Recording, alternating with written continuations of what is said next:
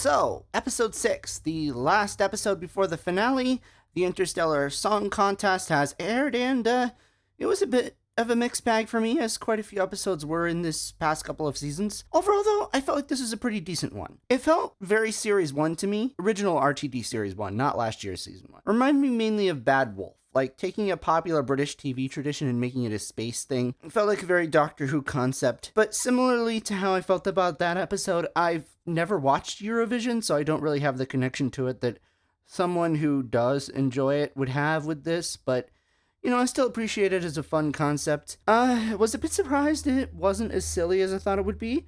It was a very interesting balance. Went from look at this silly Interstellar Song Contest to all these people have died, to the Doctor basically having a Last Jedi Leia moment with a confetti gun standing in for the Force. I'm not sure which is more ridiculous, to be honest, but overall I thought the episode worked.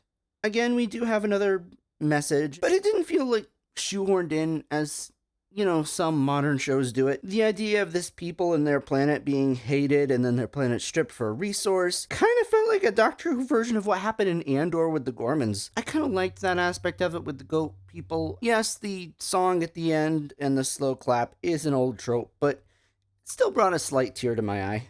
The Doctor going very vengeful with the whole ice in my heart stuff would have seemed very uncomfortable had it not seemed like it was there for a reason. I feel like they're building up to something. What? I don't know. Kind of reminds me of David Tennant's Time Lord Victorious era, which lasted for the end of one episode and never went anywhere.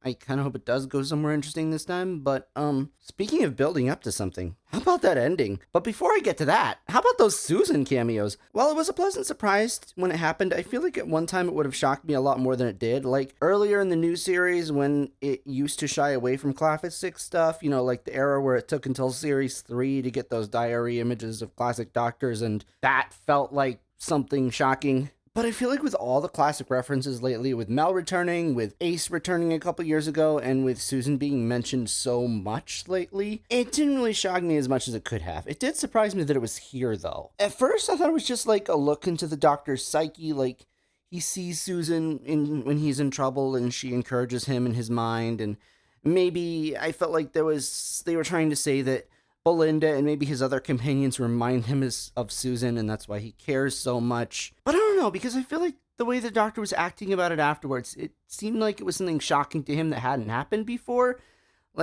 Maybe it felt like a telepathic messaging in his mind, which is possible, the Sensorites did seem to indicate that Susan has some kind of telepathic ability, so we'll see. It makes me wonder if she is going to crop up again. I don't know. I guess we'll just have to wait and see. Honestly, I've been saying for a while now I would like to see Susan show up, Carol Ann Ford show up specifically for a regeneration. Not, of course, because I don't like Carol Ann Ford. It's just she's the only Time Lord character in the show who hasn't regenerated yet, and it would be just interesting to see another actress play her in the same way that it's interesting whenever we get a new Master or a new Doctor or coming up, a new Ronnie. Speaking of which, that reveal made me laugh so hard. I don't know why, I just found it hilarious because every time there's a female mystery character in the show, fans have two go-to guesses. It's either Susan or it's the Ronnie, and it's become a joke at this point that it's never Susan, it's never the Ronnie. I just found it hilarious that in the same episode where we do finally get the cameo from Susan, we also get a villain reveal of the Ronnie. Not sure how the bi-regeneration happened here, as the Doctor attributed it last time to the Toymaker's influence on the world, but then again, there is so much going on this season with the Pantheon and all. The whole universe seems to be messed up, so why not? Still doesn't explain why the Ronnie as Mrs. Flood has been breaking the fourth wall all this time, but I'm sure that explanation is coming. I just loved this reveal for all the reasons I said, and for the fact that honestly, I have been wanting the Ronnie to show up. I really do love other Time Lords in the show. I find it interesting whenever any other Time Lord shows up. That's why I just don't usually like the whole Last of the Time Lords thing. I do like Time Lords. I want to see more of them in the show.